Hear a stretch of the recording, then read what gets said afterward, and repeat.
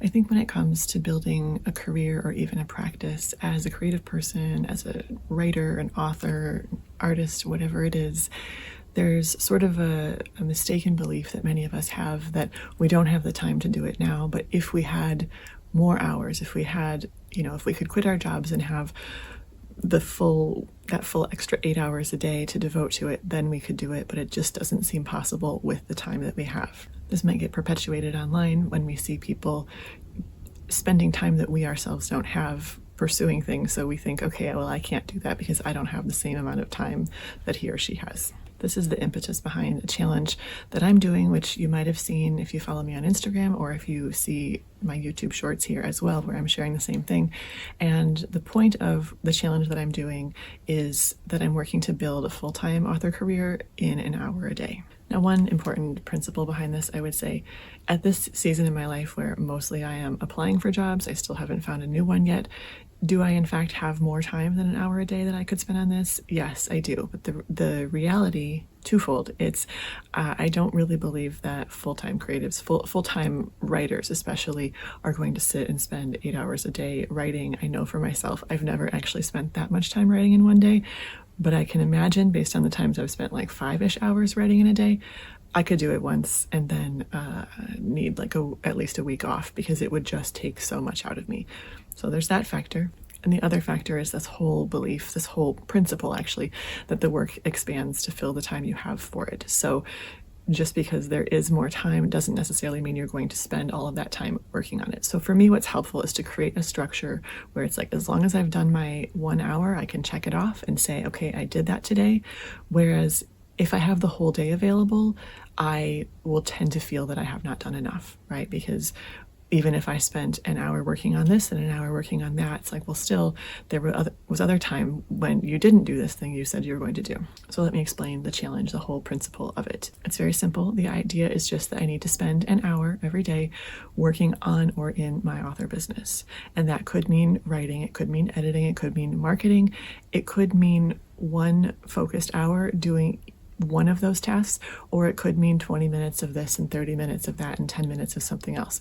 The point is that it's focused time and it is intentionally working towards this goal that I have. I'm documenting it in daily reels and shorts because that helps keep me honest, it helps keep me accountable, and I hope that when people see it, it might inspire them. They might say, oh, okay, well, I don't have, 4 hours today, but I do have an hour, or even I have 20 minutes.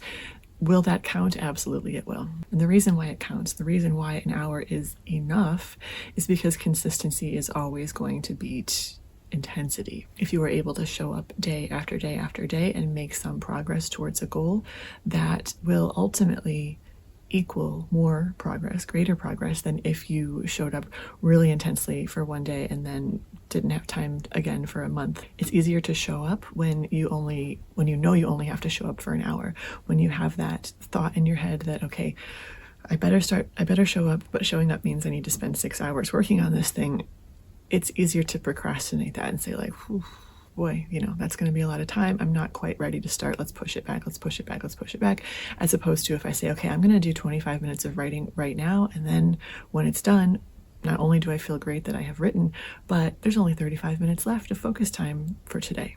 I think it's easy to underestimate how much we can accomplish in 20 minutes or 30 minutes or an hour, and at the same time overestimate how much we can get done in 8 hours. So I would challenge anybody watching this to say, okay, show up for an hour for 8 days instead of 8 hours on one day. See how that goes. Actually, that's an interesting concept for maybe a future video. Like, I know as much as I don't like the principle of an 8-hour focus day on a creative project, I might actually try it just to see how it compares to these 1 hour every day for 8 days.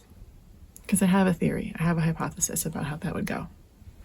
Maybe you do too, let me know. I also think this sort of consistency helps create safety from a nervous system angle, where you're able to generally stay more regulated as opposed to creating the dysregulation of, the procrastination and the anxiety about this massive effort that you think you'll be able to do on some future day when you have the time to do it.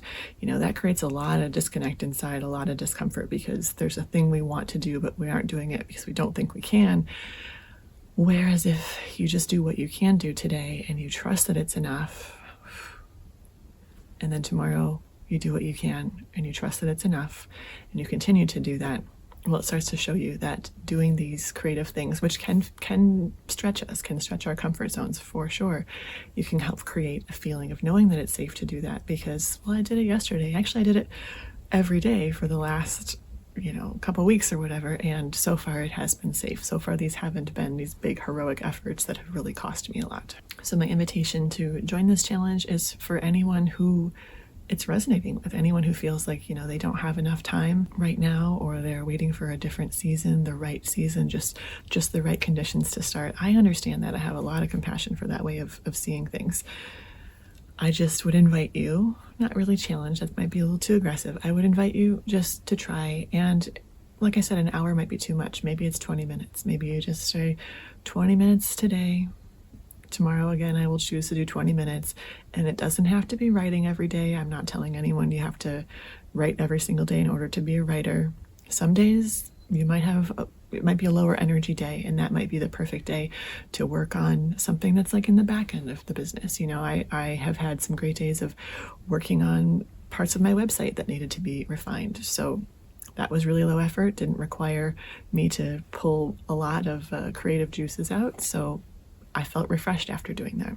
So yeah, I'm just talking to anyone who feels like you might love the idea of being full-time, but it feels so unattainable. It's unrealistic. Maybe you have an intensive job, maybe you're raising children, maybe you have lots of responsibilities that make the idea of doing anything full-time seem impossible, or at least for the next 20 years, So instead, let's just try something a little more gentle, a little more sustainable.